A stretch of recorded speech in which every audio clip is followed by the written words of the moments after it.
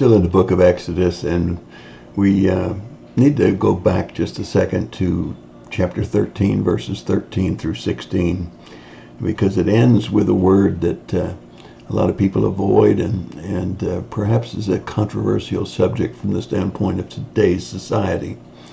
And the word is phylacteries, little boxes that could be worn on a string around a person's head and would be on their forehead, or could be worn around their wrist and be on their hand.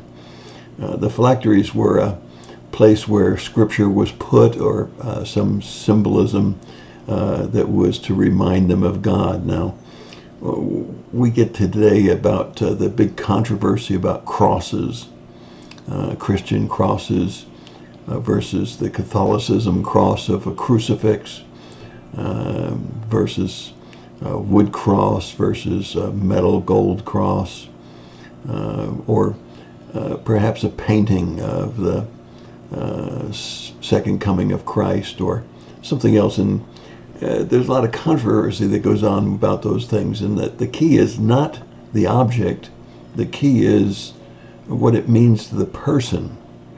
So let me try to straighten out something here. God very clearly told that the Israelites were to wear these phylacteries with scriptures that would remind them of the power of God in allowing the people of Israel to come out of bondage in Egypt. And they were to wear them down through the ages so they could tell their children why they wore them.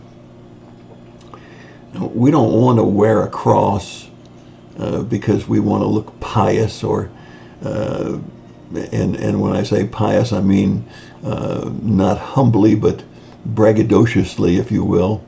And certainly we don't have to criticize the Catholics for wearing a crucifix by saying, well, Christ is off the cross. Yes, of course he's off the cross. And the Catholics believe that he's off the cross. But they want to remember the suffering that he did for them. And so why is that any more wrong than wearing a cross without a Christ on it? To say, I know that he is off the cross. It's what it means to you. And certainly remembering the suffering that he did for us is nothing wrong with that. And certainly remembering that he rose again and that he's not on the cross is nothing wrong with that either. So these phylacteries were a remembrance. And the symbolism was not a pious but a humble, remembering the power of God and the provision of God, the promises of God that were made with the Exodus. And the Passover, of course, very significant. So as we move along in chapter 13 and verses 17 and 18, if you look at this map, you're going to see that the way that God led the people of Israel, remember, he's leading by a cloud in the day and a pillar of fire at night. But the path that he led them on is anything but a straight line. And that's not because there were mountains in the way. That's not because there was swamps or danger in a straight line. But he deliberately led them in a way that would protect them from the Egyptians and bring about a strengthening of them so that they would be ready to take the promised land. So let's take a look at that map. So if you look at the red line, you see that Moses crossed over the tip of the Red Sea, and then he went down into the area of the Philistines and the desert area, came back up, and anything but a straight line. But God doesn't always move us in a straight line, but he always moves us in a path that we're supposed to take. And that's reassuring, because sometimes we wonder why we're on such a crazy, crooked path. And yet that may be God's exact perfect plan for us and for a definite purpose. And so it was for the nation of Israel as they left Egypt. It was for God's purpose to protect and to be sure that he was strengthening them for the task that was ahead. Second, I think it's very important to remember that here in this text, in verse 19, it talks about the fact that they took Joseph's bones and they took them with them to the promised land. God had promised and Joseph had asked, and they were going to fulfill that promise to Joseph in taking his bones along with them on the Exodus.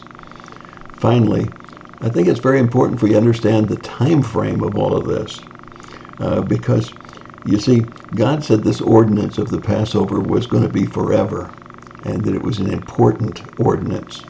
And to show you how important, if you were to go over to Nehemiah chapter 9, verse 19, you'll find that Nehemiah the prophet is remembering the Passover and talking about the Passover, talking about the power of God and the Exodus.